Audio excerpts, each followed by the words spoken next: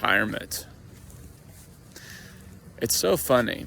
Retirement is always given this negative context whenever we talk about it. Every single time somebody brings up the concept of finally kicking the bucket when it comes to work, people pretend that it's sad. In fact, I've actually heard people say that people who go into retirement get sick.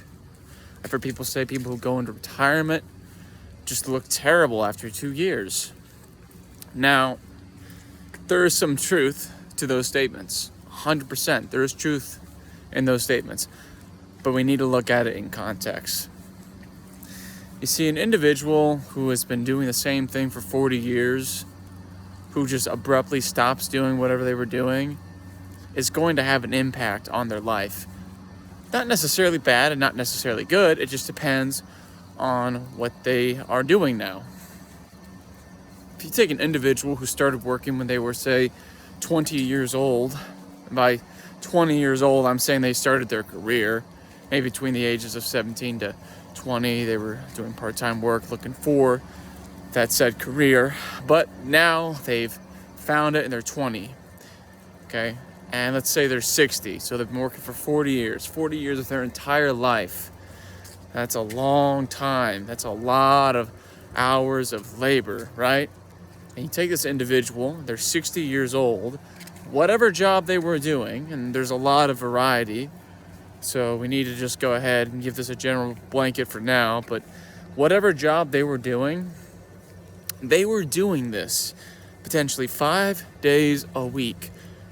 5 days a week, that's 40 hours a week, 8 hours a day, 52 weeks a year, for 20 years.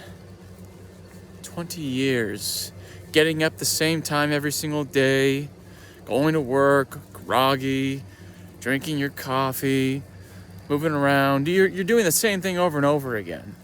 And now all of a sudden, your routine finally ends. What's the first thing you're going to want to do after working like a slave for 40 years? I'll tell you the first thing you're going to want to do. You're going to want to do absolutely nothing. And honestly, you have a right to feel that way. Nobody likes being told what to do, and nobody wants to do the same thing over and over again, especially if it's repetitive and it's not something you enjoy. Okay? I love walking. I figured this out not when I was in the military, but actually when I got home. There was a period where I wasn't employed, and I got into the habit of just going out and early in the morning and just going on walks. I would walk for miles a day. And you know something? I felt awesome. Until, of course, I started to work. Once I started to work again, I didn't have the time, I didn't have the energy, and now if you were to ask me, oh, can you go on walks on your off days? My off days, I am exhausted because my sleep schedule is terrible. Now I know what you're thinking. Well, you're walking right now, jackass. That's true, but I'm not walking because I chose to. I'm walking because it's part of my job. And walking's not a hard, laborsome task. That's not the point. Okay, the point is that if it's not a free action that you got to do on your own, and that you're being coerced into doing it because it's dependent upon your paycheck, it's no longer something that you get to enjoy. People are talking about how you shouldn't retire because if you do, you're going to just ruin your routine, you're going to ruin your health. But here are the things I'm thinking about when it comes to retirement. When you finally get a chance to just kick up your feet and realize that you're truly done, that you no longer have to work, that you don't have to worry about your bills anymore, that you don't have to worry about your next paycheck, you don't have to worry about any of it, and you have true, actual financial peace. And by peace, I'm of course referring to really just freedom. You know, that's what I'm really talking about here. Once you've realized that, the amount of stress that leaves your life is uncanny. You're probably not familiar with this, whomever is watching, but did you know that stress actually has a different name, a technical name. And it's not just some superficial thing that causes you problems in life. It's a chemical. It's called cortisol. Your body builds up this chemical on the day-to-day basis, especially when you are working a 9 to 5, you have a screwed up sleep schedule, so you're not getting 8 hours of consecutive sleep consecutively, i.e. every single day, and you're always constantly worrying about your next paycheck. That cortisol buildup causes oxidative stress into your entire body. What does that mean? Well, I'll tell you. It causes you to age faster. It causes your body to have more inflammation. It starts to wear down your joints.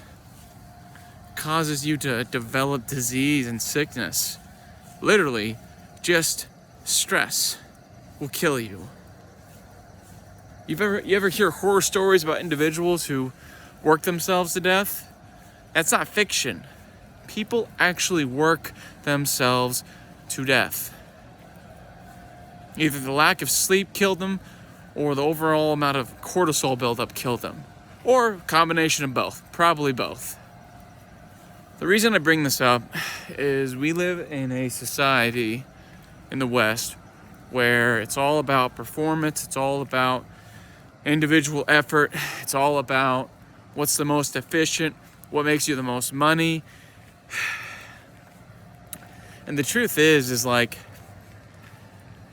if I were left to my own devices, like if I didn't have to worry about money, I didn't have to worry about, and within reason, obviously if I didn't have to worry about money in a thought experiment, I'd go live on a cruise ship, right?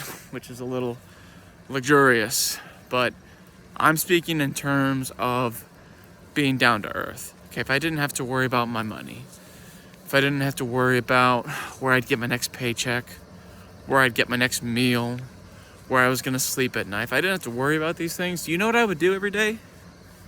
I'll tell you exactly what I would do. I would wake up, I'd go for a 10-mile walk. I'd just go outside and I'd enjoy the tranquility. And the reason I know I would do this is because that's what I've done when I wasn't working. You know, the next thing I would do? I'd go to a coffee shop. I'd get 1 cup of coffee. I'd get a refill, maybe 2 or 3 refills. I'd chat up the people who are working there. See how their day is going. Maybe have a conversation with somebody who's coming inside, who's not in a hurry, and haven't had a real conversation in a while. You know what I'd do after that? I'd go to the gym. I'd go work out for like maybe an hour and a half. But I wouldn't have the stress of having to hurry up and get it done, because the day is actually finally mine. I don't have to worry about my schedule or my routine or any of that. I don't have to worry about speeding to beat the traffic and to get home in time, so I have more time to myself, because now all of the time belongs to me again, like it's supposed to from the beginning. I actually enjoy myself at the gym. I actually get to take more time in between sets. I get to, experiment a little bit with my workouts. And you know what I would do after the gym? I'd go back to the coffee shop, man. I'd go back to the cafe and get maybe 1 more cup of coffee. Then I would head home. I'd cook myself 1 meal. And it doesn't have to be steak. Okay, that's a very expensive meal. But I'd get myself some ground beef, some eggs, some cheese. Cook myself up a little dish. Finish the night with some Netflix and go to sleep. That's literally what I would do every day. And here's the thing. I had the ability already to do that. That is not an expensive lifestyle. That's very, very cheap. And I can do that for a long time. And the thing is that everything in life compounds. So the longer that my cortisol is chronically low, and the longer I get consecutive sleep, i.e. I'm sleeping for 8 hours straight, every single day. I'm going to bed at the same time I'm getting up at the same time.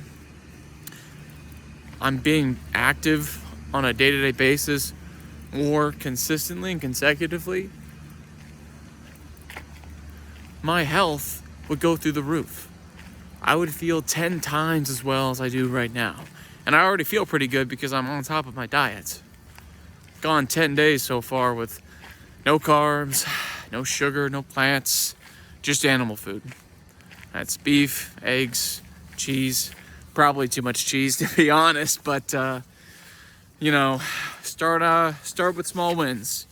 We'll lower the cheese a little bit and probably take a break from it in a bit. But the point I'm trying to make here is that if I didn't have to worry about my next paycheck, basically my whole life would be far more enjoyable, which is obvious, but it wouldn't cost a whole lot of money in the first place to enjoy that kind of life. Am I getting to you? Am I getting through to you? I hope I am. What I'm trying to get at is that we don't have to live our lives working so much. Because I promise you, the day that you are on your deathbed, if you're lucky enough to make it that far, you are not going to think about how many more shifts you could have worked. You're not going to think about part-time work you could have picked up on to get yourself an earlier paycheck, okay? You're not going to be thinking about these things. You're going to be thinking about all the sunrises and sunsets you've missed. You're going to be thinking about all the times you could have gone out camping with your buddies, seeing the night sky, enjoying the campfire, having a drink with a friend. You're going to think about how much better of a job you could have taken care of your body, your health, so that way you could have stayed active into your later years in life. These are the things you are going to be thinking about if you make it to your deathbed.